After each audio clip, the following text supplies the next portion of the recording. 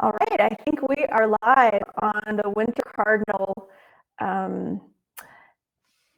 tutorial webinar. Welcome everybody to this event. I'm really glad to have you here. And let me just walk through a little bit of the format here so that you can participate as much as possible. And good morning, Diane. Okay, so off on the right-hand side of your screen, you will see this chat, and you can ask questions there. You can say hello, hello. So we've got lots of people that are, the voice isn't coming through correctly, Susan said. That's the one thing. I do want to make sure that everybody can hear me. So if you're having a difficult time hearing me, will you please let me know, and we're going to tweak a few things if that doesn't work. Okay, so it looks like most of you have found the chat. There's also, if you click up there, you'll see polls. I've just put the poll up. I would love to have you answer that. So answer those poll questions. Number one, have you ever joined me in a live event before? Number two, have you ever made a textile collage project or a collage quilt before? It will help me to understand the audience better so that I can, in future events, make sure that I'm answering your questions and meeting your needs. Because the thing of it is, I want you to have success with my projects and my patterns, and it helps me to understand where you're coming from a little bit better. So any input that you can give me will help me make sure that my events are just spot on, okay? You will also see up there near the chat is handouts, so you can click on that's just the supply list, nothing fancy there. But in future events, as I get your feedback and understand what you need, I'll be able to provide handouts in that little area as well. So one more thing, I mentioned in my Facebook group, we had originally planned to do a Zoom meeting, and the Zoom meeting could only accommodate like 100 people or something, and we had way more people than 100 sign up to participate in this event. In fact, we had more people sign up to participate in this event than will even be able to be on the live event. So this will be recorded, and I will send it out. I will send the link to everybody that has not been able to access the live event. So if you are here live, you're lucky, and this gives you the chance to interact with me and ask questions, and I will show you live, real time, in answer to your questions. So just know that I'm still kind of figuring out this webinar platform. I think that this is going to work out really well now, today, and in the future. But in order to accommodate people, that's why I switched platforms, and I like the fact that it records it so that we can send it out to everybody that wants it. Okay, so with that said, my daughter's in the background, and she's going to also be kind of moderating comments. So as you have questions, go ahead and type them there, and Amelia will catch the comments so that I make sure that I answer everybody's questions, okay? All right, sounds great. Let's get started then. The first thing that we're going to go through is, let me see if I can remember how to do this. I am going to just put this is the supply list, okay? And again, this handout, this is under the handouts. I want to walk through, so you'll need the pattern.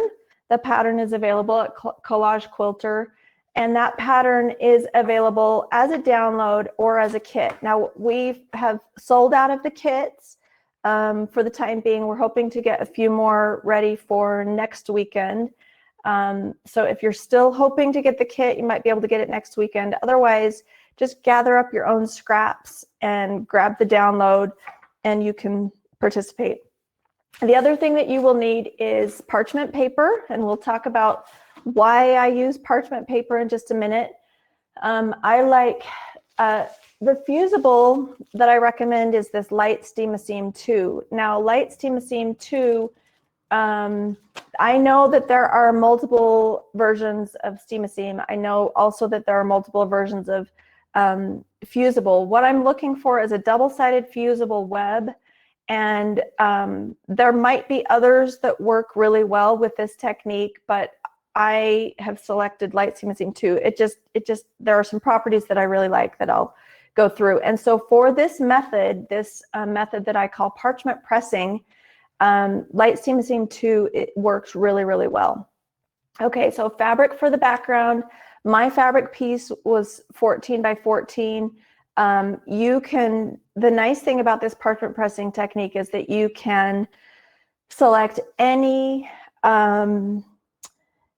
size. Your composition will be your unique composition. So make it fit to whatever size you would like. I have a mini iron, and I actually have 2 mini irons. Let me show you the mini irons that I like. I just got this one, this little baby. I love this because the pieces, it's so petite and cute. Okay, so that works really well. And then the other mini iron that I have is this one here. And I use this for, anyway, these are both, they just sit on my table right here on my pressing mat, and they work really well.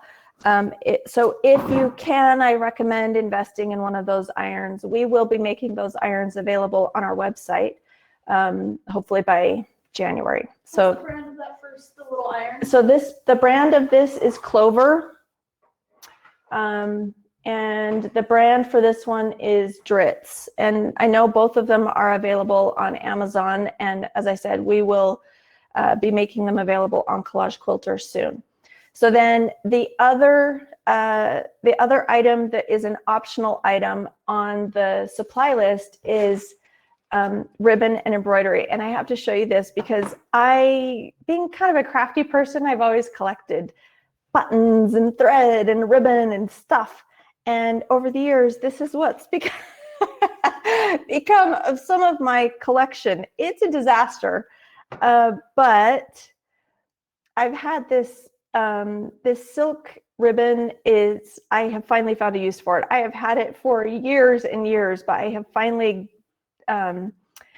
really enjoyed using it again. So let me show you the finished product really quick one more time. Okay, so here is my finished wall hanging. You can see that I've got it's hanging with a little ribbon. Let me show you, look at the back here. Okay, so this is a fun little trick. Look at this. This is a poster hanger that I've just applied the ribbon to. And I have done a facing on the back. I kind of like being able to see the embroidery on the back. And then these corners are open, and so I can just stick that rod in there and then put up the hanging. So anyway, but I wanted to show you some of the embroidery embellishments. Okay, so I am by no means an expert at embroidery, but I did have fun, and you don't have to be an expert. It's just a fun little touch. And as a little plug for my new book, I do have all the stitches in here that I've used, okay? So that will kind of show you the stitching, and you can see that I've done it on the duck that's hanging in the background as well. So the book is now available. We shipped everybody's pre-order out last week, so I hope that you'll be receiving them soon. You know how to contact me if you have any problems with any orders that you've placed through Collage Quilter. Always email me, emily@collagequilter.com. Okay, one more little housekeeping bit, and then we're going to pick a winner for our first giveaway. We're going to do 2 giveaways in this session. We're going to do one here at the beginning, and then we're going to do one at the end. Okay, so that's one of the incentives for being live on the broadcast. You have to be live to win. Okay, so the other housekeeping thing is I want to mention, if you haven't already joined my Facebook group, the Collage Quilter Academy Facebook group. I highly recommend that you do. I end up posting a lot of helpful information there, and I check that group. I'm interacting with people constantly in that group every single day, just about.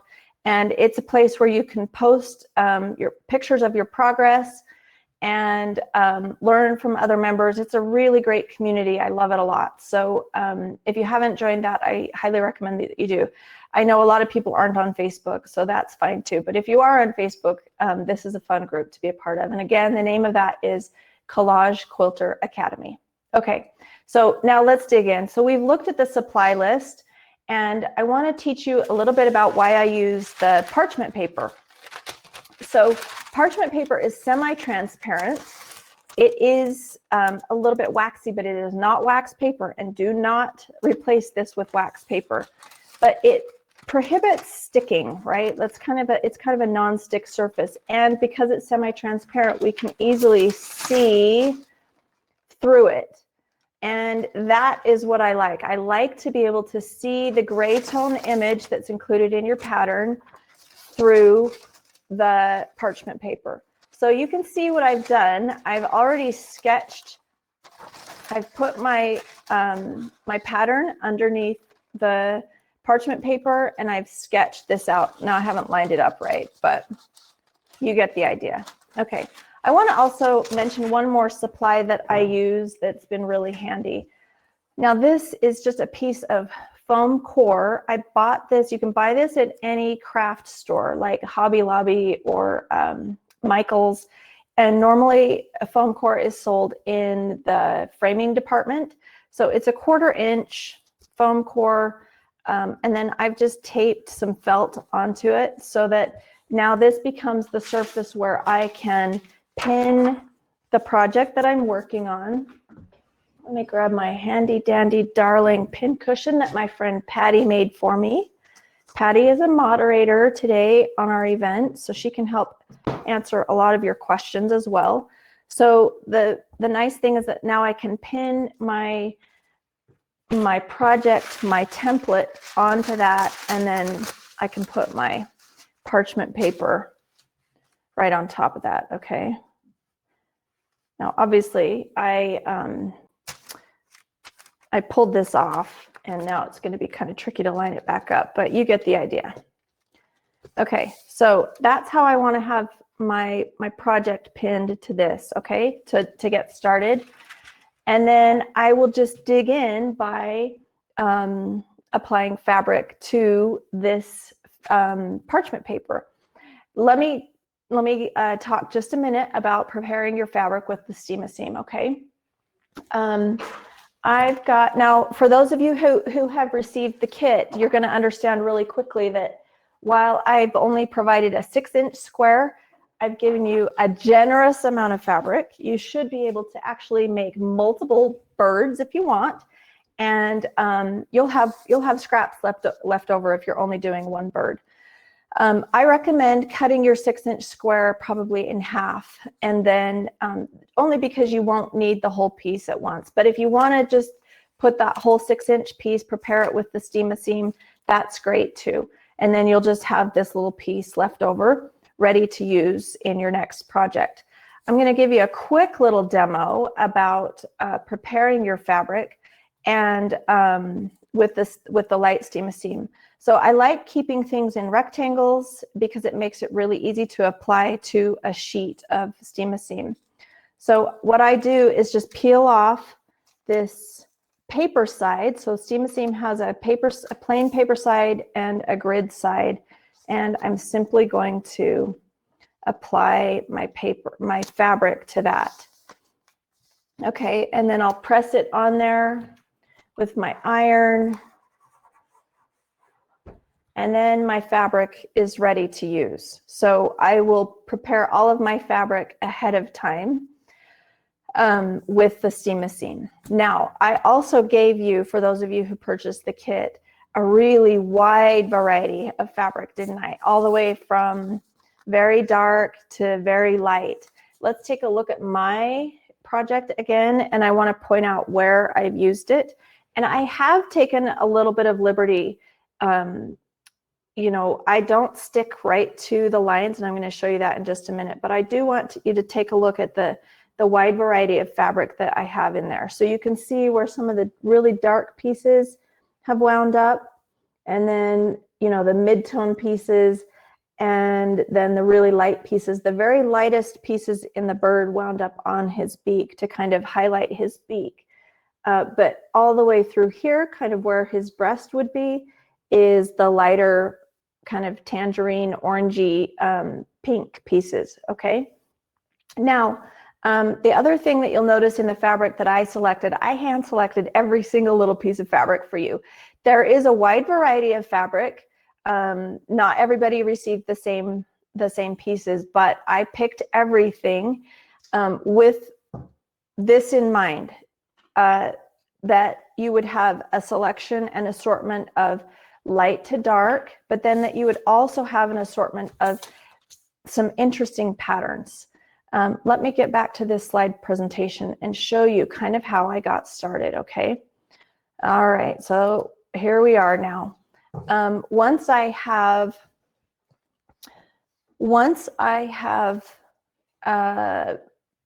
sketched out my cardinal, you can see I just begin applying the fabric right to the fabric that's been prepared with steam-a-seam, right to the foundation paper, okay?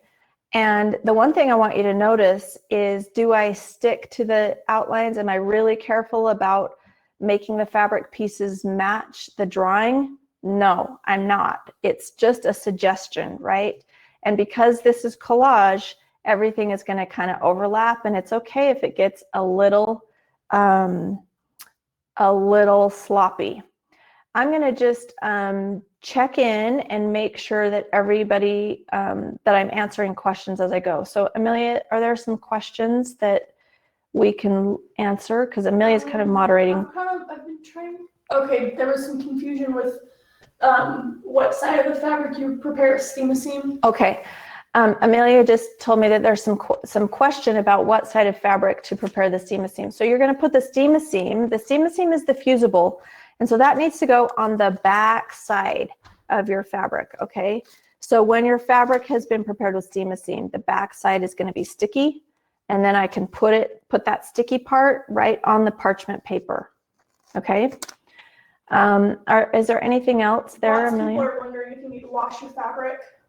No, in fact, I don't wash my fabric before I get started. I think that just makes everything twice as difficult, because then you're going to have threads that you have to trim, and you have to iron everything. So I just leave everything just nice and fresh. Use it right as I sent it to you. Sorry, Amelia, what other questions? Oh, okay, we've had questions. Did you enlarge your pattern, and is this your design, or did you find and trace the objects? Okay, so I sketched this. Yeah, this is my design. I sketched this, and I am very particular about creating a gray tone that has just the right amount of grays. We want to have enough gray that we can see. We want to have enough variation between the values so that we can see what we're creating, and we don't want to have so much detail that it becomes overwhelming. So I kind of have an idea in my head of how many gray tones an image needs to be reduced to. So yeah, I create these with this in mind, that I'm going to collage it, okay? I do see Teresa asked a really good question about fussy cutting the eye, and I'm going to walk through that in just a minute, okay? Let's see, Cynthia asked, is the sketch reversed on the parchment paper? No. So I want you to, if you've done applique in the past, I want you to just throw everything out that you've learned with traditional applique. And let me just walk through this one more time, okay? So I'm going to go back to, after I've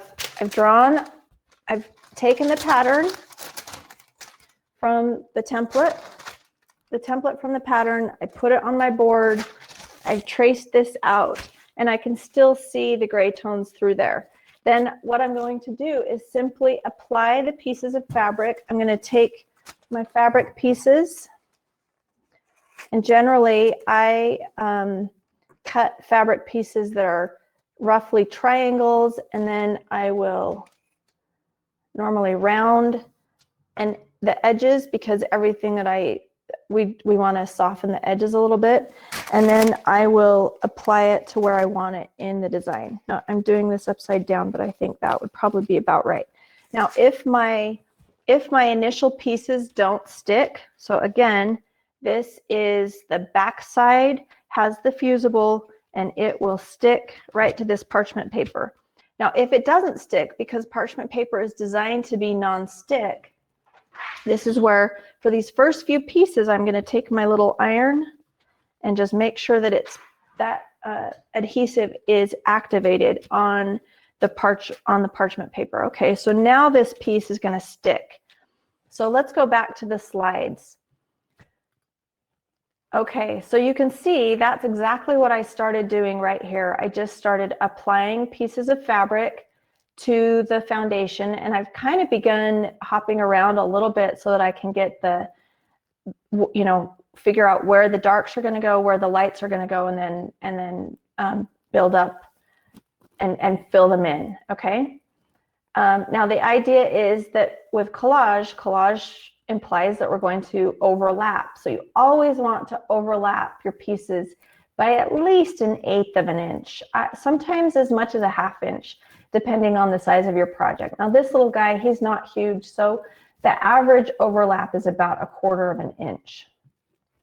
Okay, let's move on then. Here is the finished bird, still attached to the parchment paper, and I've got a picture of all of the fabric pieces. In fact, I'm actually missing a couple of the fabric pieces, but if we count this, in this little teeny bird, I've included 1, 2, 3, 4, 5, 6, 7, 8, 9, 10, 11, 12, 13, 14, 15, 16, and I know there's at least one more that we didn't get a picture of. So we've got 16 to 17 pieces of different fabric in this one little collage. Now, why do I do that? The reason that I do that is because look how amazing that little bird looks. He is a delight because he's got a lot going on in there, and that's what I love about textile collage. I love the fact that all of these different pieces that have, these pieces of fabric that have a lot of variation and interest, it just creates something that you can't do with paint, you can't do it with colored pencil, and it's just fun. It's just a creative way to, it's just creative and fun. I don't know what else to say. I just love it. Now, one thing I also want to point out with my fabric selection, for those of you who will not, who don't have the kit, there is not a single piece of fabric that is solid in this, and that's because I prefer to use fabric that has some texture and dimension and pattern.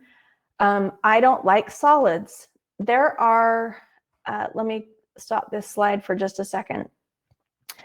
There are a couple places that I recommend that you learn. Well, I've learned a lot as a collage artist, what makes a good collage. And of course, it's all about the fabric. It's all about the fabric.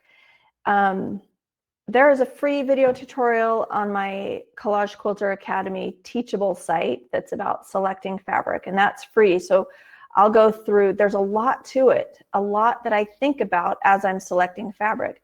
There's also a section on selecting fabric in my book and what constitutes good fabric and why I select that fabric versus fabric that I stay away from. So the one thing I'm going to point out on this broadcast is that I stay away from, generally I stay away from solids. I don't use a lot of solids. Once in a while, one will slip in, and that's okay, but I will very rarely use more than one.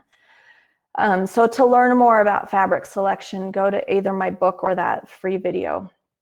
Okay, so let's see here. Amelia actually just added that link in the comments, so you can link right to that.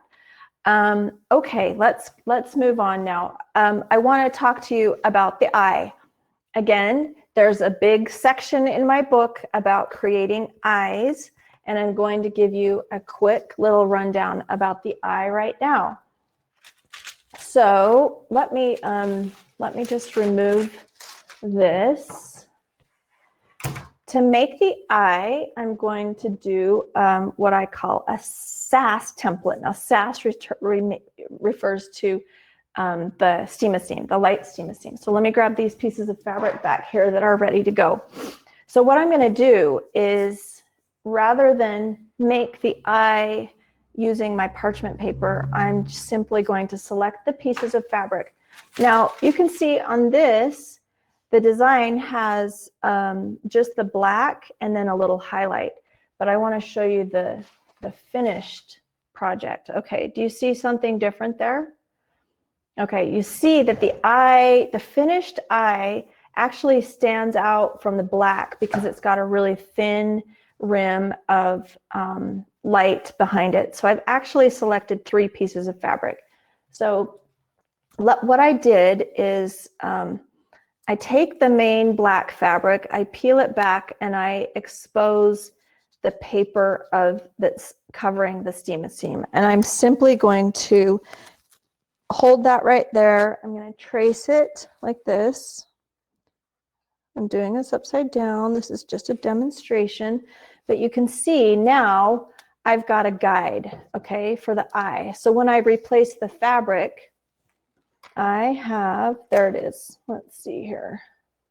Right there. Do you see that? So that gives me a guide for cutting this out. And then I can cut, using that guide, I can cut out that black eye around using that guide, okay? And then I take that little teeny black piece. So let's just say I did that real quick, and I'm going to press it onto, I'm going to fuse it onto a slightly lighter piece. So I've already done that. Now what I'm going to do, let me set this down, is I'm going to just cut this out real quick. Okay, I want it to be just a tiny little outline. So the easiest way to do that is, let's see if I can get it so that so you can see me. I don't know if you can, but I'm just going to cut around that black section so that now there is, let's see if you can see that. Okay. It's kind of hard. Now you can see that, let's put it up against this, then you might be able to see it there. Now, do you see that I've got a little outline? So now that eye isn't going to just blend in. If you want your eye to blend in, don't put this background. But if you want it to stand out just a little bit, and then all I'm going to do is add a little highlight. So I'm going to just take that lighter, a really light piece, and this is where, let's see, I have some little tweezers, fabric tweezers. This comes in handy for these tiny little highlights, because I'm going to just make a little itty bitty highlight and my fingers become too big to mess with it. So let me show you what I'm doing here.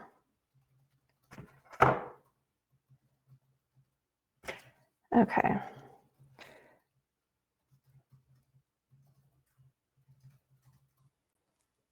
All right, there's my little teeny piece. You can see how tiny that is. And I'm going to peel the paper off the back, and I'm going to apply it to, oops, did I get it? I'm going to apply it to my eye. There.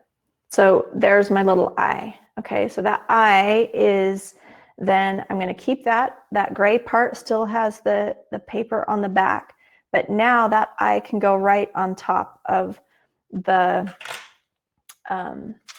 where it needs to go on the bird. Now, I want to also show you one other kind of fun, interesting thing. With parchment paper, the idea is once I get this whole thing covered with the fabric, and if it's the way I like it, then I can press it.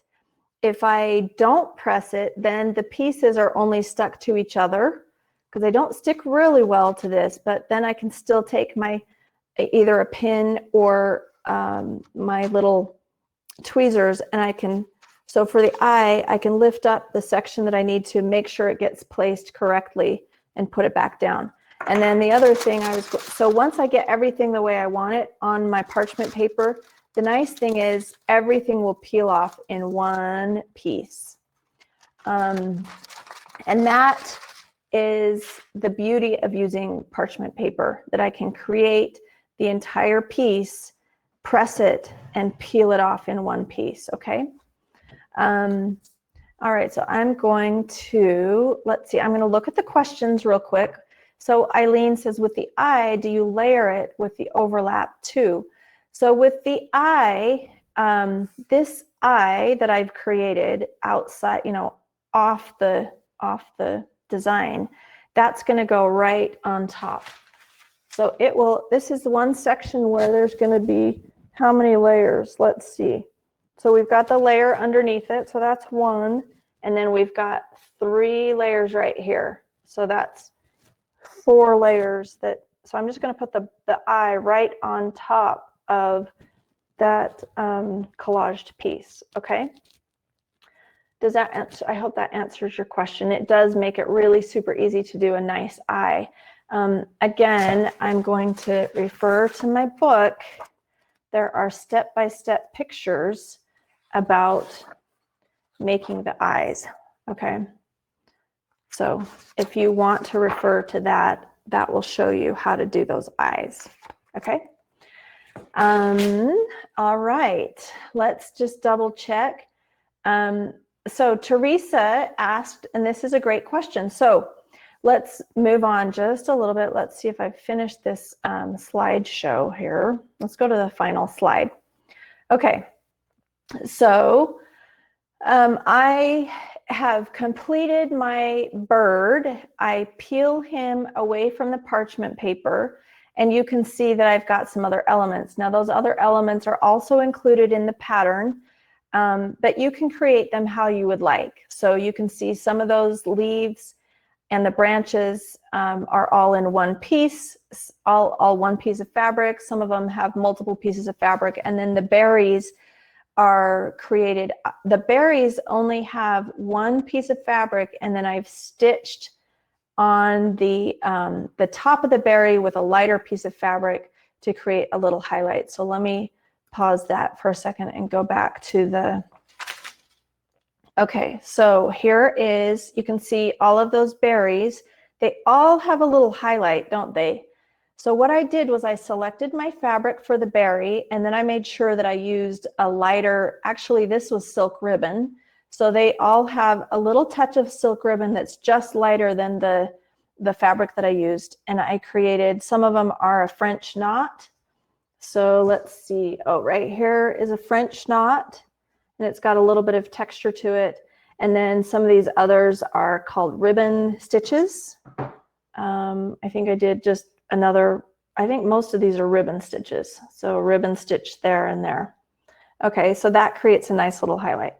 Okay, so once you have added all the elements, and go ahead and add more and more and more. I'm learning as I go because I'm still a work in progress and I'm still learning, but as I do this, I am learning that the more fabric I add, the more embroidery that I add, the more interesting the composition becomes. And I think that's the direction that I'm going. I just kind of want to goop it up with beautiful stuff. And it's so fun, and it's really fast and easy. So let me go back to this slide again. Let's see here. Okay, so the way that you can finish this is, there are several ways. Okay, I'm going to refer to my book one more time because the book that I wrote is actually awesome because it teaches you 3 ways to finish it. So you can finish it like you've quilted it. You can create a pillow like I've done here, and that is quilted, or you can do the little wall hanging. So the wall hanging is not quilted. Let's go back to this. I'm going to show you how I finished it, okay? You certainly can run this whole thing through your machine. All you would need to do is some vertical lines. You can do some doodle stitching, whatever you want. I chose not to. I chose to just let the embroidery, it's just a simple little wall hanging. It's not going to go through the wash. It's just a little piece of art to hang up during Christmas time.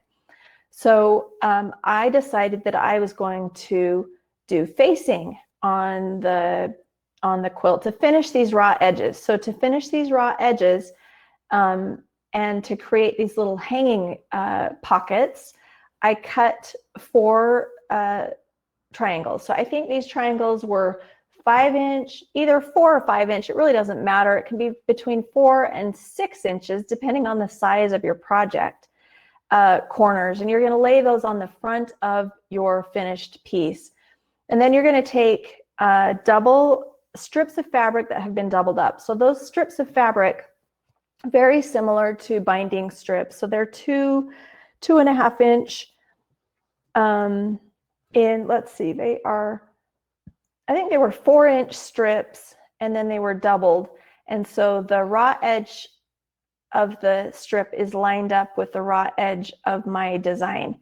And I just lay them right on top of those triangles. Now, they don't go to the edge. I don't know for sure if you can see this, but I didn't even measure them. All I did was say, okay, I just want this to go halfway between the corners of the triangle, okay? And then when I've gotten that done, I flip it over. So what I'm going to do now is let me just take this apart, and I'm going to show you, okay? So if I take this out,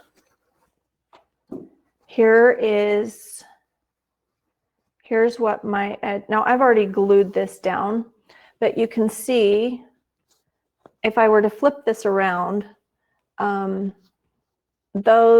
edges of my my strips don't go, they're just, I left them raw, and they don't go to the edge. They, you can meet them halfway between, they need to just be halfway between this corner and this corner, okay? So if your strips measure from here to here, okay?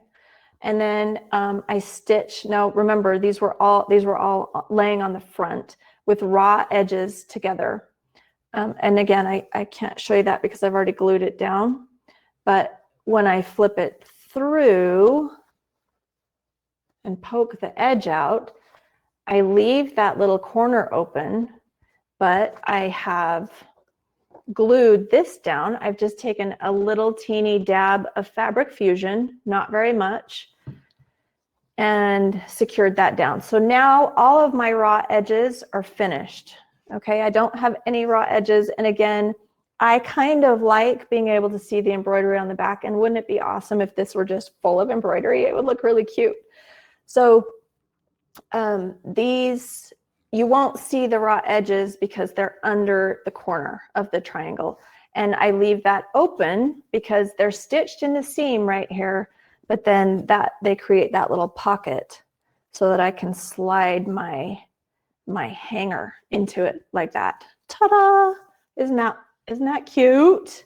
I love it. So let me tell you a little bit more about this little guy here, okay? Amelia will put this in the, I'm sure she'll put this in the comments as well. What do you want me to put in? Provide the link for the poster hanger. So all this is it's a poster hanger.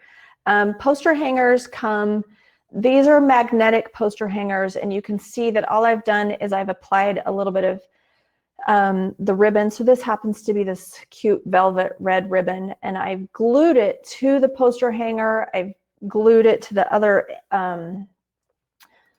let me show you, let's go back. So you saw where I glued it to the front just to secure it there so it's not sliding around. And then I took that around and I glued it to the other edge right there. Okay, so this is, you can see the magnets in the poster hanger. So from one poster hanger, a poster hanger has 4 pieces. It has in fact, Amelia, do you mind grabbing, oh, actually, yeah, grab me those. There are some poster hangers sitting on top of the, so when you get a poster hanger, it's going to come in 4 pieces. Let me show you. And you should be able to get, And there's lots of different sizes. There's lots of different sizes of poster hangers. So it comes in a package like this. Let me show you. I'll just open this up so I can show it to you. So again, Amazon, and Amelia's going to provide you the link for this.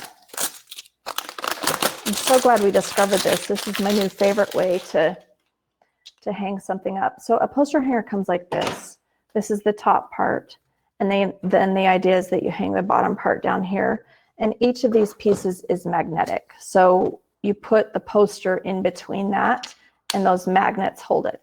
But the great thing is that if you're making these little projects, all of a sudden you can hang up 4, because you only need one of these, like I've done here, to create the hanger. So the other nice thing is, if I don't want to, and there always will be one hanger that has, you know, the poster hanger comes like this. So you can replace that too, or you can keep it. You can see the duck in the background. That was hung up the same way, just using this poster hanger and the facing on the little quilt.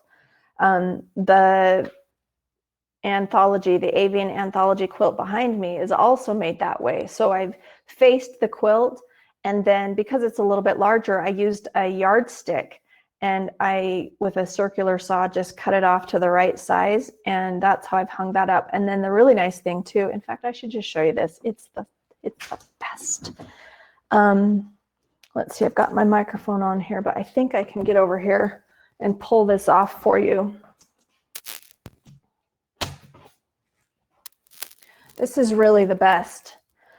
So here's my yardstick. Ta-da, easy peasy.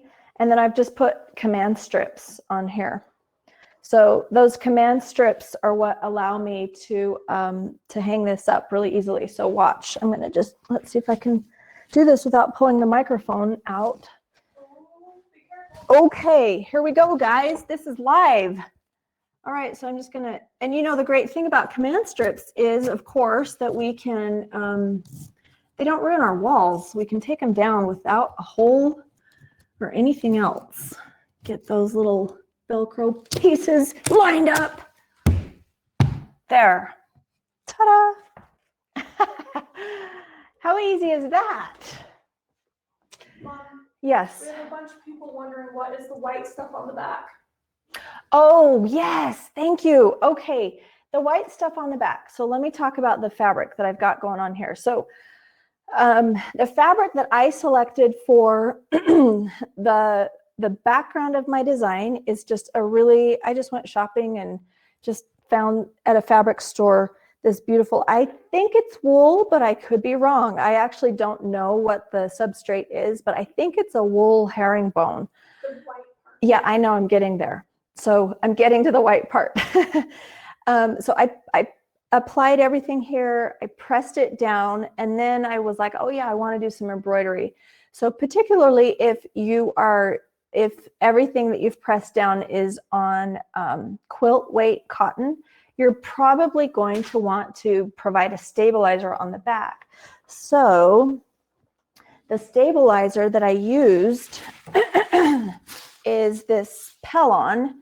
It's Pellon Shape Flex all-purpose woven fusible.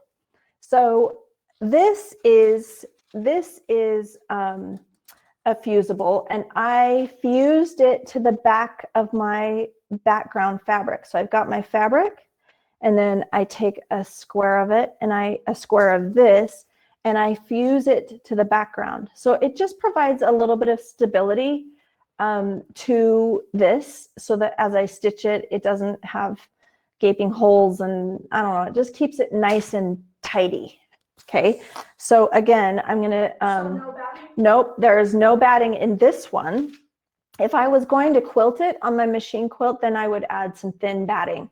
And the thin batting I've discovered that I like, Let's see, it's in my book. Again, let me see what it's called. I have some somewhere, but my book has it too. Let's see. The batting that I like is just super thin batting. Where is it? Oh, for the love of Pete. There it is. Thermore batting. So it is a Hobbs, just a super thin batting. It's designed for quilted clothing. You can use any batting that you like, but I personally prefer something that's really thin. But again, no batting in this project because I didn't actually machine quilt it. I just wanted to embroider it. So with embroidery, I put a little bit of the Pellon Shape Flex all-purpose woven fusible interfacing. Again, this is sold at, I bet this is sold at Joann's and most fabric stores. And you can see I've just picked up a bolt. That's how I roll. I buy stuff, and this has been sitting in my closet for years. What's the number of it again? The number? Mm-hmm. I'll type it in the chat. Okay, it's SF101. SF101. Shape Flex. All-purpose woven fusible interfacing by Pellon. So the idea is that you just want something that will provide a little bit of stability for the embroidery.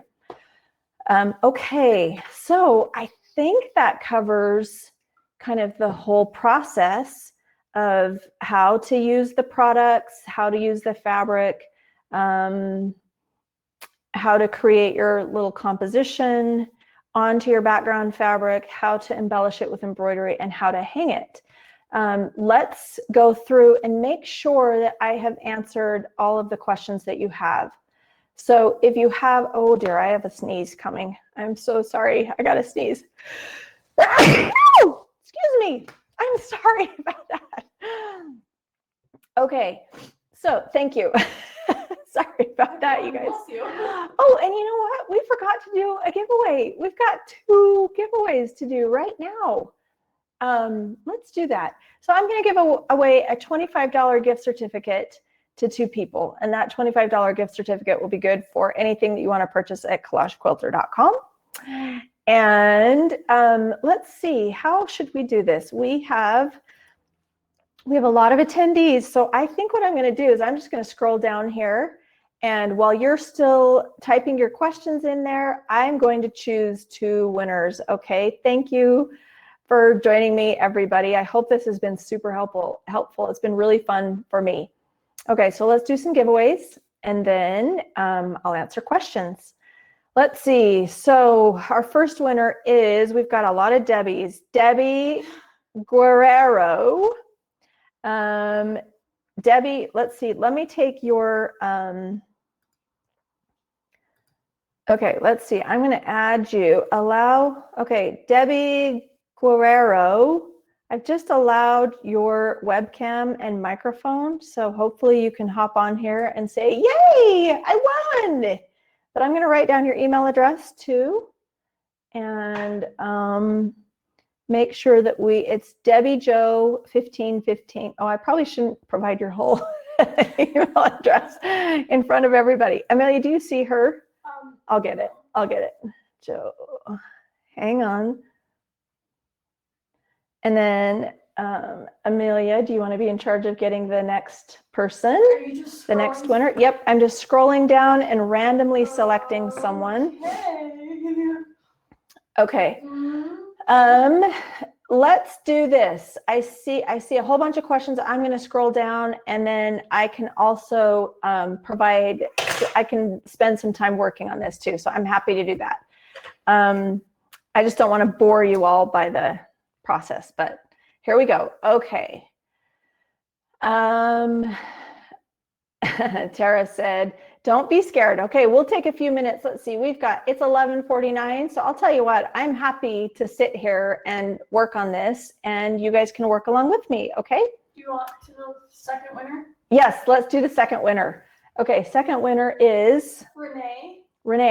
R-E-N-E. R-E-N-E. Okay, will you write down her email address, and we will email her. Okay, so we've got 2 winners, and we will email you. And I'm going to scroll down, and I'm going to talk to you guys, and I'm going to do some more work on this. Okay. All right. Thanks. And I also want to say thank you guys for being here. This was really, really fun for me to be here. It's such a pleasure for me to have the opportunity to have a small business. I am so thankful for this privilege, and it wouldn't be possible without you. So thank you, thank you, thank you from the bottom of my heart for supporting me and enabling me to pursue my passion and support myself with this little business. Thank you. Okay, let's ask some questions. Oh, let's see here. We're going too fast. Okay, the one question is about the accessibility of this video. So when we're done with this video recording, it needs to process, and then I will, in the next day or so, send you out an email with the link to this video. Okay, thanks so much for your kind comments, everyone. I really appreciate it.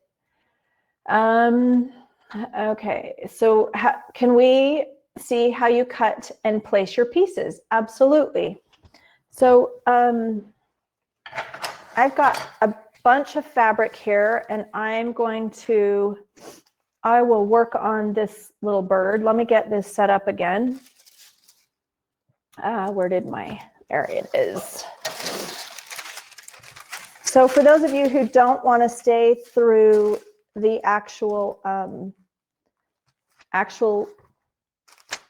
putting it together, you can take off now. Thank you very much for being here. But for those of you who want to watch, I'll work on this for a little bit, okay? And I've got my eye sitting here, and I've got my fabric. So I've got my fabric pieces that are ready to go. And Amelia, will you continue to kind of monitor, and I will answer questions as I work? Mm-hmm. Okay. So I'm going to slide back here so you can see me work. Let's make sure you can see me. Okay, good. All right. Now the other thing that I'm going to do is I'm going to keep the picture nearby so that I can kind of see what I've done in the past. So I am just going to dig in. I think I mentioned to you that the most common cut that I make is a triangle, just because it's the most efficient. But then I will also round the triangle. So what I'll do is round one or more of the edges. The pieces of my design will end up being anywhere between the size of my palm and the size of my fingernail. But because this is a smaller design, they'll be a little bit on the smaller side. So this is probably as large as I'm going to go. And I'll just begin by sticking it somewhere. And then again, remember that I said that these first few pieces may not stick. So to ensure that these first few pieces stick on my parchment paper, I'm going to press them down with a little iron. And that way it's stuck there. Now, subsequent pieces of fabric, I'm going to apply them right over the top of this. So let's just dig in. Amelia, will you keep providing me with questions that people are asking? Okay. So this is this fabric, a little bit lighter. I'm going to take a piece here. I'm going to trim up any extra threads that are kind of hanging off of it. Lots of people are wondering how you determine where to start. Is there a specific place you need to start with? That's a great question. Where to start? There's no specific place where I start, because this guy's just really little. Anywhere you want to start is fine. So I'm starting on the middle. A lot of times with a more complex design, I will start on either end of the value spectrum. I will either start with all the darks or all the lights. But in this one, it doesn't matter. Now let me show you something that I just did there. You might have missed that. So to get the paper off of the back, I'm just going to score it with my pin. And to score it means to scratch it. So I'm just going to scratch it, and that will make it really easy to peel that paper off of my piece. And there's my piece of fabric. So I'll show you what I'm doing here. So again, I've just taken my piece, this new piece of fabric, and I'm going to just kind of lightly overlap. So it's overlapping by about 1/4 of an inch. And I'm just going to press that down. Now I want to be kind of careful. If I fuse this right now, I can peel it away really easily, but let me show you what happens if I press it while it's on the other piece of fabric. So if I press it like this, now that fusible is going to fuse these two pieces together. So I won't be able to peel this off. I can peel it only as far as it's attached to the parchment paper. But now it's completely fused to that piece of fabric underneath it. Do you see that? So just be aware of that. Okay, I'm going to keep working. So generally, I'm very careful about not fusing the pieces to each other until the very end, and I'm really happy with it because up until that point, it's all interchangeable. I can take a piece off if I'm not happy with the placement of it or the color or whatever. Now this is the fabric that I selected earlier, and this is quite a bit lighter, so I'm going to make it lighter on its little back here. Will you explain again why you use parchment paper over freezer paper and which side of the parchment paper you need to use? Yep.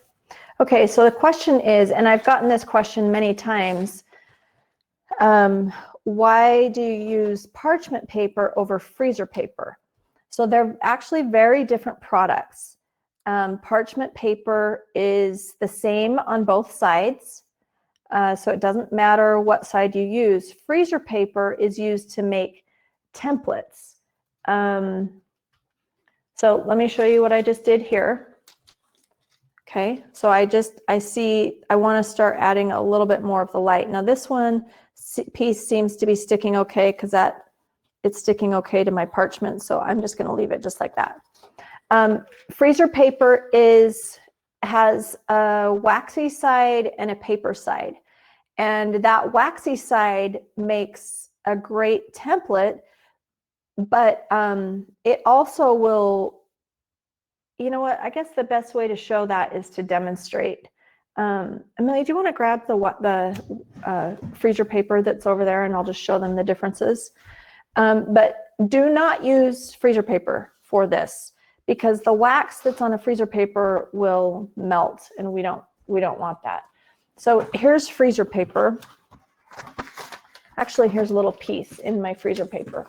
So freezer paper has a paper side and a wax side. Now the other difference between freezer paper and, let me see if I've got a piece of parchment paper to show you the difference. Let me cut some off of this for you. Freezer paper is not transparent.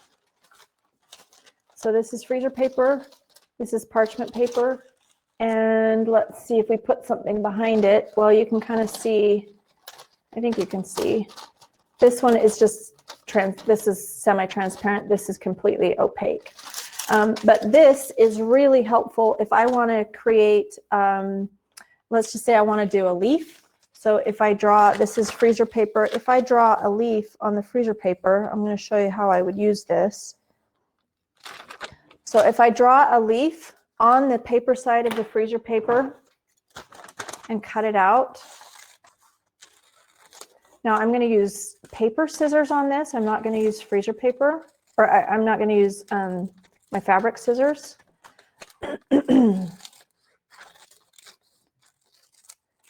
Okay, so let's pretend that this is a leaf, and then if I want to add it to my paper, it becomes a template, and I put this on top. Okay, and then I could press this. I can press this little template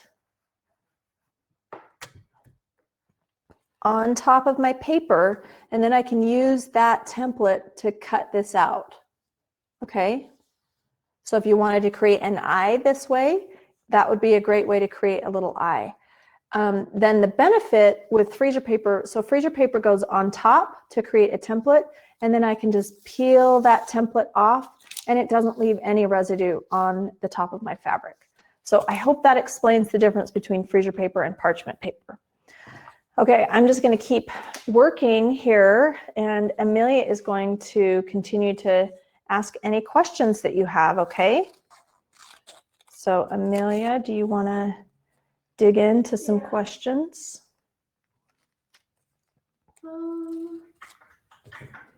There's my piece. I'm going to score the back of it. And I'm going to, now I've exposed the steam seam, and I'm just going to apply it to my... Okay, so someone has questions with overlapping. Okay. She noticed that your piece like went way over into the next gray tone value. Mm-hmm. So just explain why there's overlapping and what the gray tone value is good for. So the gray tone value is a guide, but I'm not super specific about getting each. I'm not super specific about the differentiation. So if there is overlap, I don't worry about it, and that's just because I'm messy. And I know that it really doesn't matter because there's enough variety and interest going on with the fabric that it's okay if there's a little bit of overlap into the other gray tone. So here's my next piece, and I want to show you something about that. Okay, so you see that piece of fabric right there? It's overlapping right here, and it's overlapping this piece, but there's a little teeny bit of the parchment paper showing through. So now I'm just going to take one little piece of fabric and just cover up that hole. Easy peasy, right? Lots of people have questions about the branches and the feet. Okay, let's talk about them. So can anybody guess how I would do those perfect little feet? Now the feet that I did are all in the feet that I did are all in the same piece of fabric. So after what I've taught you, what do you think is the best way to manage the feet? Okay, any guesses? Any guesses? Now I've just covered up that little hole. Okay, the best way to manage the feet and the branch, for that matter, is to just to trace it. Remember this, the SAS tracing. So all I'm going to do, again, I'm going to peel back my parchment paper that has my bird on it, and I move that away. I'm going to expose the original design, and then I'm going to peel back this. I've selected this piece of fabric for his feet, and I'm going to take a pencil. Where's my pencil? It's getting a little messy around here. There it is, right there, right in front of my face. Okay, so don't use a pen. A pen won't work because it's too waxy or something. So I'm going to lay this right here, and I'm going to trace out his feet.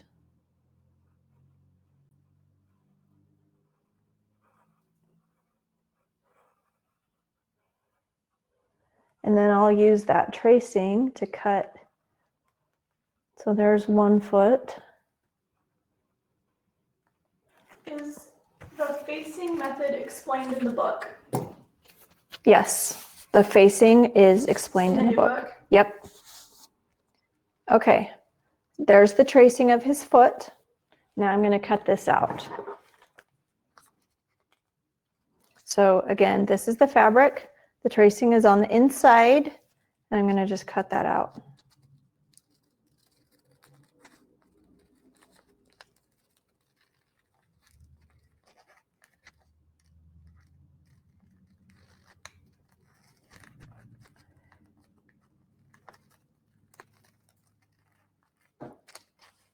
Well, I hope you all had a wonderful Thanksgiving.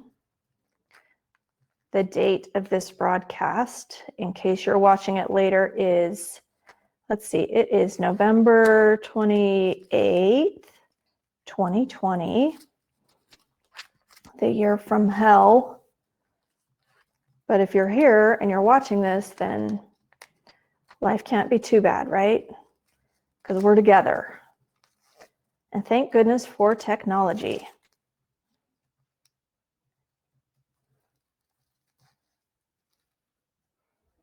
Okay, so here's one little foot. Ta-da! There's one little foot. See that I've just taken the paper off.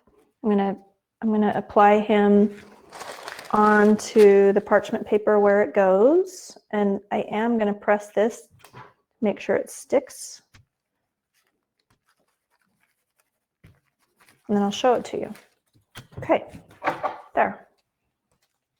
There's one little foot. Let me show you the feet that I did in this one.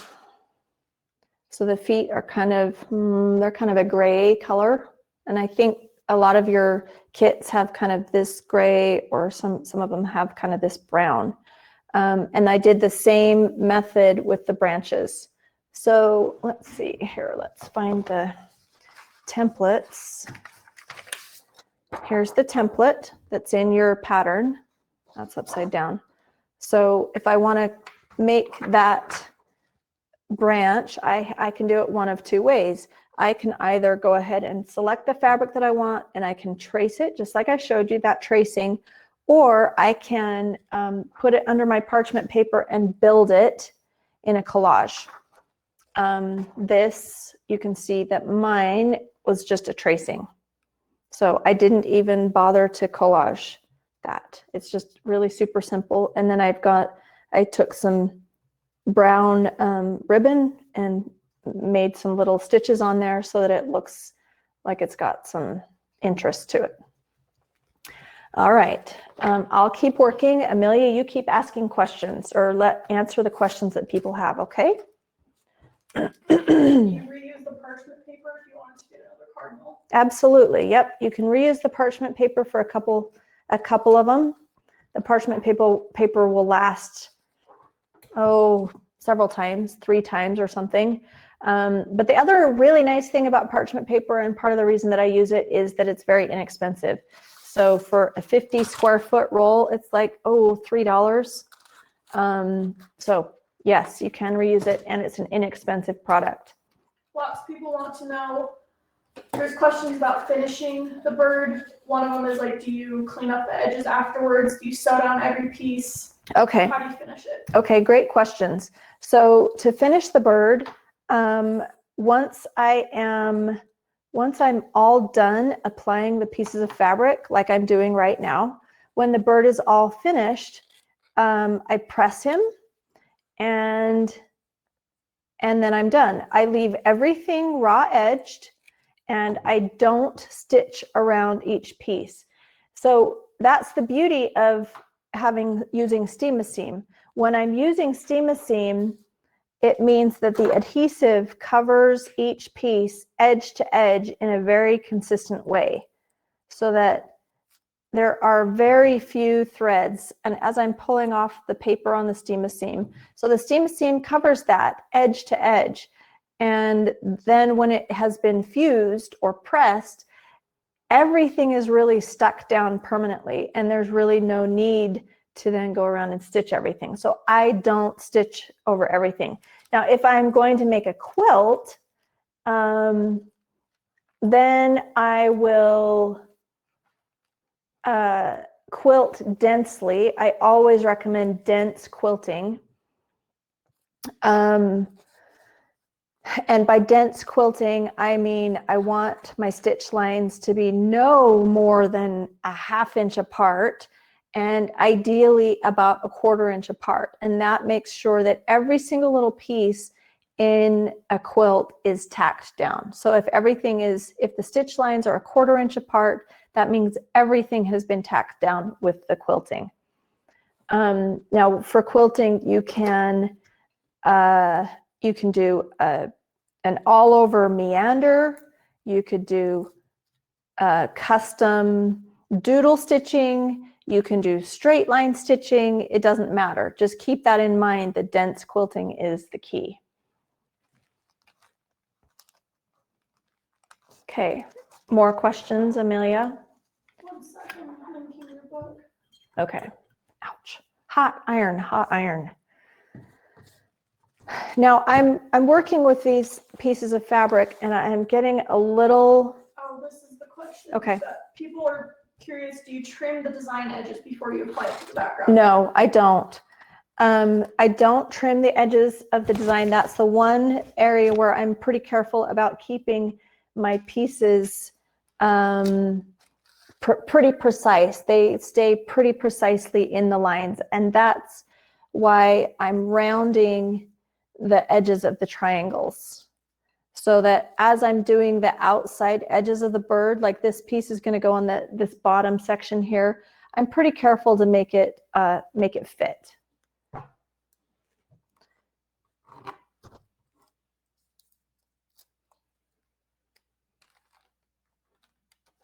When quilting these, can they be washed? Does the seam wash out? When, yeah, if you want to wash this, yes, you can wash it. The steam seam is a permanent fusible. So I just want to show you where I'm at so far. Okay, you can see that I'm starting with the darker colors down here now. And I want something that is, all of these pieces are a little, they don't have any other colors in them. I just grabbed some colors, and I'm going to have Amelia walk over and grab some more of my reds because I want to get something that has a little bit more color. And so when you're quilting, do you use invisible thread or matching thread? Great question. These are all great questions. So when I am quilting, I find that invisible thread can make me lose my, no, Amelia, I need that, you know, the small scrap one. But while that's here, leave it here and I'll talk about, oh my goodness. Sorry, I'll talk about keeping my fabric organized. So invisible thread, I will only use invisible thread when it's on my domestic machine, only because invisible thread has a tendency to make me absolutely bonkers because it's so fine and I can't see it. But normally what I do is I just match my thread to the project. So for example, in the quilt behind me, I had 4 or 5 different threads, from light to dark. They were kind of natural toned, and they, I would just change the thread on my machine. The background, the bobbin thread was all the same color to match the back of the quilt. And then the top is superior. Amelia, do you want to go grab that thread and I'll show it to them? Again, the thread for the aviary quilt, all of this is in the book about the threads. Okay, it talks about why I use the thread that I do. Yep. For me, number one, I don't consider myself a great quilter. I'm proficient, I can do it. But the thread that I have found that I really like is this micro quilter thread. It's a very fine thread. It's polyester. It's Superior Threads micro quilter thread. And the beauty of this is that my stitching isn't going to really show up. So the beauty of a collage quilt for me is the collage. I'm not really interested in making the quilting stand out. Now, when I have hired a quilter and she's a professional quilter and she's really great, yeah, I love to see her quilting, but I'm not that quilter. All I want is to be proficient. And so I use a thread that isn't going to show up a lot. So that's the thread that I use. Again, that is mentioned in my book. What weight is the thread? It's 100 pounds. I can't hear the question, so repeat the question. Oh, I'm sorry about that, you guys. I'll repeat the questions. So this micro quilter thread is 100-pound thread. Yeah, 100-pound thread. I guess that's how to say it, right? So I just grabbed this, my fabric over here, because when I'm working on a collage, I like to have as many choices to select from as possible. So now you can kind of see as I'm getting closer and closer, I will make pieces fit a little bit. So I keep my scissors handy and I will kind of trim the pieces down. But when I'm working, I like to have all of the fabric nearby. Now this is a little exercise in how I sort my fabric and how I keep my fabric tidy. I have a bigger bundle that has bigger pieces that have not been cut into. Some of these pieces you guys will recognize you received in your kits, right? So I really love, love, love this one because it's got some other colors besides just the red. Same with this one here that has, I love the fact that it's got other colors. It's dominant red, dark, dark color, but it's got some others. There's this, I did use this solid because it's such a great color. Okay, so, here's some others. So some of you got some plaid. I love that plaid. These are they're really pretty colors that I selected and I kept a piece for me. Okay, but I also keep my pieces that have seam on them and the smaller pieces that are just not, I want to keep this piece, but I don't want to, it's too little for that big one. So I'm now looking for some pieces that have a little bit more color. Okay, so I'm going to select this one and the one I just flipped out of my bin here, this one. So this is actually kind of some orange. You guys got some of that salmon color and you might be like, what, why did I get this? But I used salmon in my bird and I love the way it looks. It's just a great little dash of color. And we want to have a dash of color beyond just red. It just makes it look so much more artistic to include some additional colors. It makes it look more painterly, I guess we could say.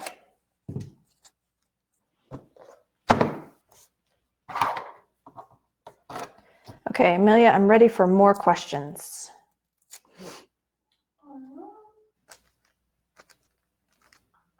Okay, so someone is saying, what am I doing wrong when the steam seam is sticking to the sewing machine needle? Oh, that's a great question.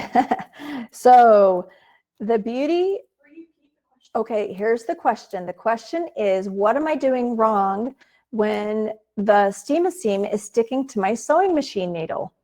Okay, steam is a product that is designed to be steamed. I can't emphasize that enough. Steam needs to be, when we're all finished with this little guy, we need to press him down on the fabric until it's just steaming. And that steam will help the extra temporary adhesive dissipate. So you will notice an enormous difference between something that has just been pressed down and something that has been steamed. So when you are ready, when you have finished your composition and you've got everything pressed down on here, I want you to load your iron up with steam and press it until everything is damp and steamy. And that will eliminate the gunk that you might find on your sewing machine needle. Now, we're still stitching through glue, so you might find a little bit, you might just want to take your fingernail and just get that little bit of gunk off. But I'll tell you what, it's minor. It's not that big of a deal. So that's my tip. The other tips that I would advise you on are when you're using thread, for instance, embroidery thread. Let's see if I've got my little wax thing in here. Yes, I do.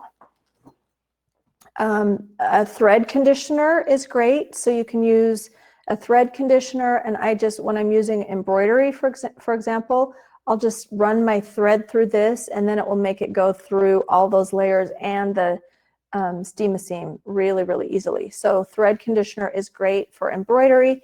And then Sewer's Aid is another little product that I put on my sewing machine needle when I'm quilting. And that will help a lot. But steam is the key. Okay, more questions, Amelia. Okay, we've had a couple questions, confusion about, well, when you trace it onto the parchment paper, won't it be backwards or like reversed? No. So the question is, there's a lot of question about reversing the image. So if this is the image that I'm creating, I don't have to do it backwards. I can just do it, trace it just on top of it. So there's no reversing images. Just remove that from your head. And when I'm tracing on the SAS or the SAS tracing, that kind of already is reversed. So again, you don't worry about reversing anything. Just trace it just like I've explained. Okay, everything is straight up. You don't need to reverse anything. Okay, more questions?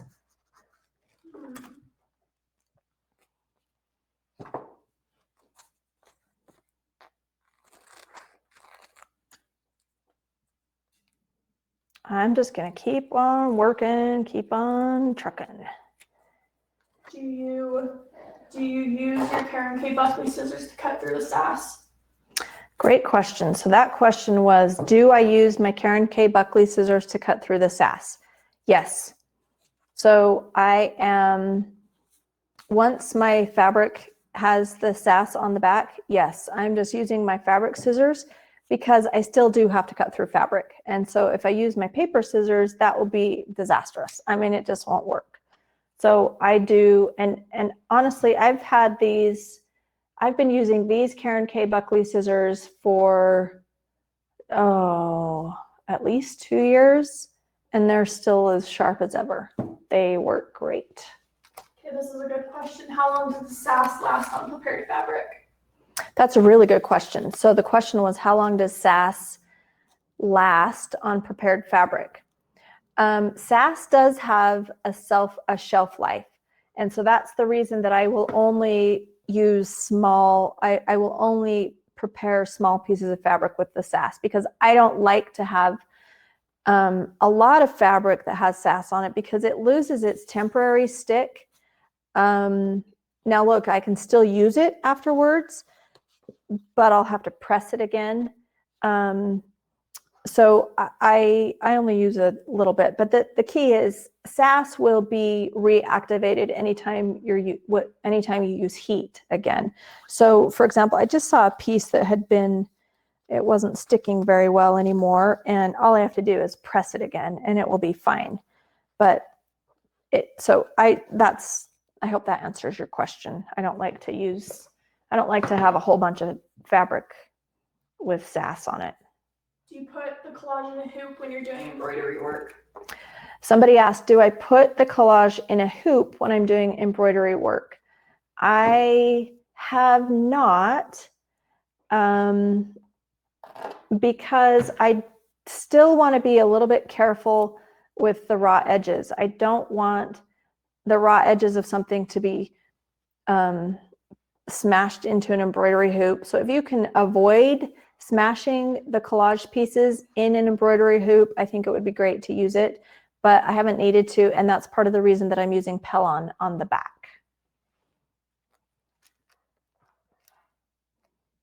Do you use a light table to trace your pattern on the parchment? Yes, somebody asked, do I use a light table to trace my pattern on the parchment? Yes, I have a light table and I love it. Is it necessary? No, it's just an optional piece of equipment that I like. So when I traced this little guy this morning, no, I didn't use my light table, but if you have one, it's great to use. I love having a light table. Do you have to lift the fabric from the steam machine before you trace the image on the steam machine backing with the grid side down? Yes. So the question was, do I need to lift the fabric from the steam seam in order to trace it? Yes. Let me walk through that one more time, okay? In fact, let's trace his face again. Let me find the piece of fabric that I want to use for his face. Oh, here it is. Okay. So if I'm going to use this dark fabric for his face and I want to keep it all in one piece and I want to trace it, let me show you how to do that again. Okay. So right now I'm going to go ahead and press these pieces down to the parchment paper to ensure that everything is sticking. Let me show how it's going. Okay. Now I'm going to do his little face area. So I'm going to lift this up. I'm going to lift the parchment paper so that I expose this so I can see it really easily. I'm going to take my piece of fabric that I've selected. It's got the seam on it. I'm going to peel back that paper. Okay. So now this is just an empty piece of paper and I'm going to trace on the inside piece. Okay. So I'm going to lay this down on my little guy and I'm going to trace his face.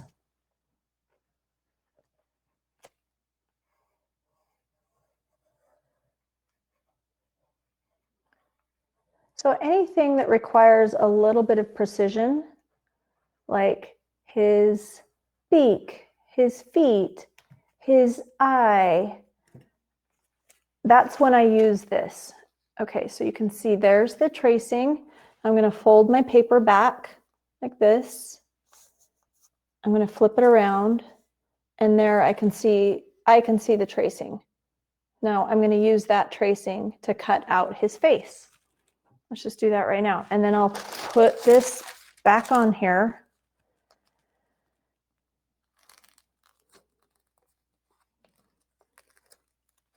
I'm going to cut his face out. So you're going to get a face, little guy. And then we'll put the eye on. Because remember, we already created the eye.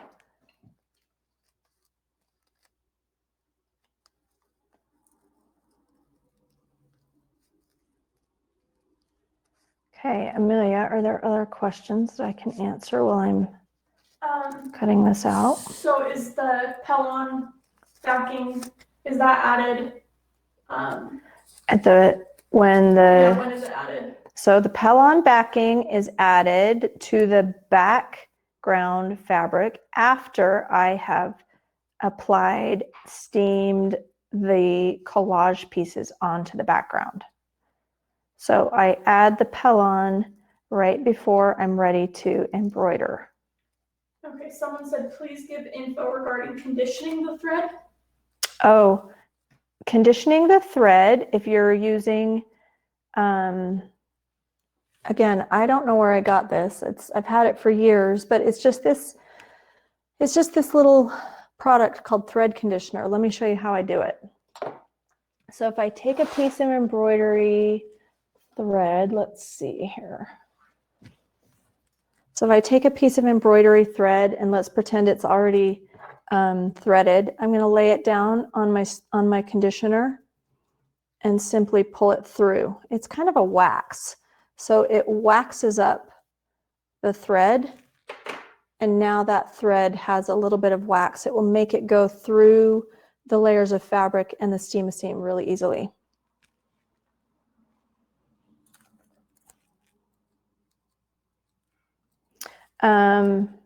Needles. Nobody has asked about embroidery needles, but I'm going to give you some tips about your embroidery needles.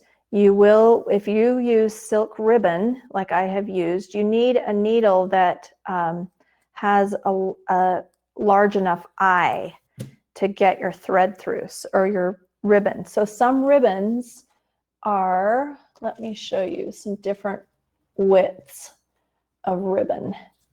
Let's see here. Okay, so here is, and I don't know what the width is, but you can see the difference between, this is probably a scant quarter inch ribbon. I want to be able to fit this through the needle, through the eye of the needle without bunching it up. So you will want to make sure that you have needles that have a large enough eye to get them through. Let me show you an example. Okay, I've got this needle right here. Now this is kind of a big needle. Embroidery needles, I'm not an expert, but I do know that I need a needle that has a big enough eye so that this can go through flat. Let me show you. And you don't, again, this is just an optional thing. You don't have to have, let me trim this. You don't have to have a ribbon in your, you don't have to do embellishment with your ribbon, but I like the French ribbon, the French silk ribbon. So see how that happens. And then to get my thread ready, I'm gonna prepare it like that. So again, it's in the book.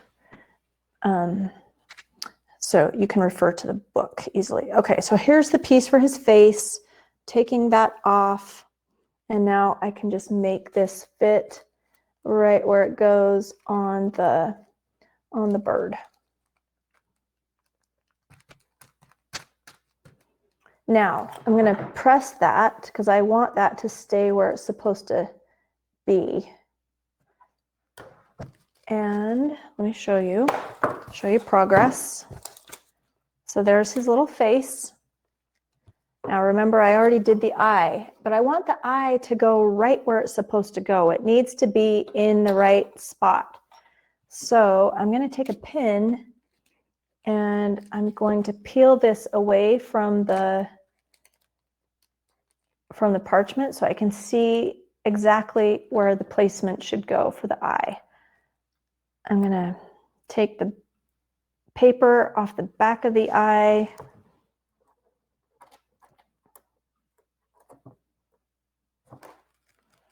Here's his eye without his, and the little highlight on this guy got kind of big. I would make it smaller next time, but it is what it is right now.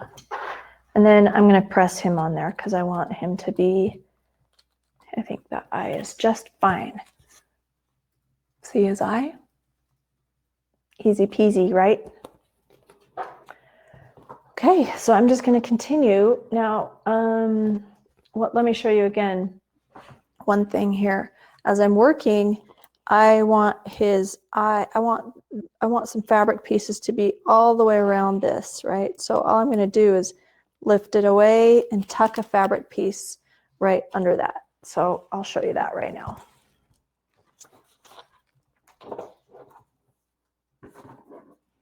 Other questions, Amelia? Let me see. Oops.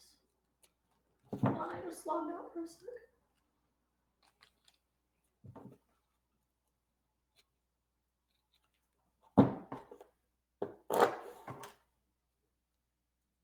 Oh, how do you make the decision to trace certain pieces like the feet and face, but not others?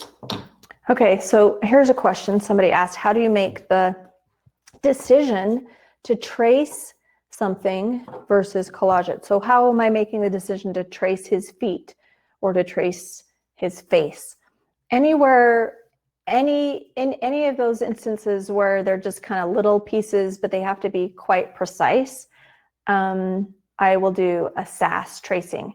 A SAS tracing gives me the ability to be super precise, and it's kind of a cheater. It's just a way to cheat and make it really precise. So here we are with his little eye and his face, and I want to make sure that I can get some fabric behind his face so that the black part is on top. So I'm just going to lift it up with a pin and tuck it under there. You see how I did that? And I'll do that probably right here and around his, maybe I'll probably put the beak right on top.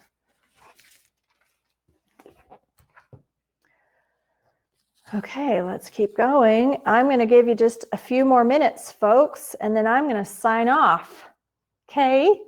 And before I do, I want to remind you where you can find me. You can always find me in the Collage Quilter Academy Facebook group.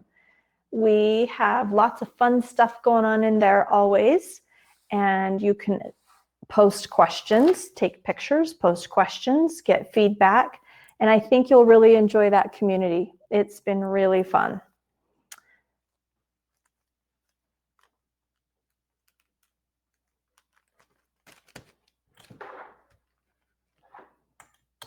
I'll just keep working here for just a few more minutes, and if you have final questions, ask them now. Do you have anything finished on parchment that you can show them how you just peel off? Yeah.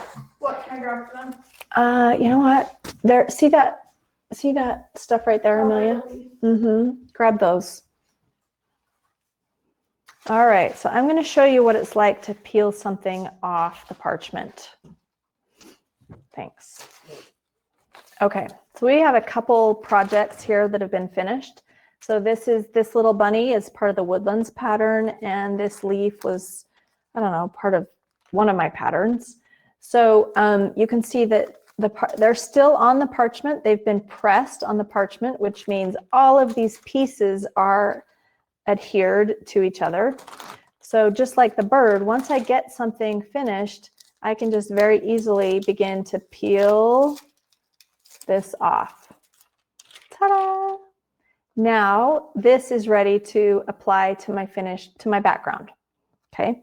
And then if I'm not ready, if I want to keep it until I'm ready for a later time, I can just put it back on here and I can press it back on. Press it down again, reactivate that steam seam, and I can kind of keep it fresh on the parchment. See that? So there we go. Now it's on the parchment again, and I can leave it on the parchment until I'm ready. So that's kind of what I do with each of these elements. So I get the bird all finished, I leave him on his parchment. I get the leaves finished, and I leave everything on the parchment until I'm ready to apply it to the background fabric. I'll go through that one more time. Here's the bunny. He's all stuck on there. And see how I can peel it off in one piece. And kind of the interesting thing is you can see all the different pieces and the overlap on the background. See that? So I'm just going to leave him there because I'll use him with something else. But that gives you that's a demonstration of how to use one of the great things about the parchment paper. Okay, I am almost done with this little cardinal. What happens if you make a mistake, something you don't like? Oh, great question. So somebody said, what if I make a mistake and I do something that I don't like? So for example, let me show you. Let me give you an example of that right now. So let's say I put a piece of fabric down on my collage that I'm not happy with. This collage, remember, or this, the great quality about steam seam is that it has this temporary adhesive. See how it sticks to my finger? Because it's got temporary adhesive. So if I put something down, let's say like this, can you see something wrong there? Well, I do. I don't like this piece of fabric right here because I want it to be getting darker. So all I can do, as long as I haven't pressed it to the other pieces of fabric and it's only stuck temporarily, I can just take a pin and peel it off. Okay, so that's the beauty of it. I can peel off most of these pieces because they're only stuck to the parchment. They're not stuck to each other quite yet. Okay, anything else, Amelia, any other pressing questions as we wrap things up?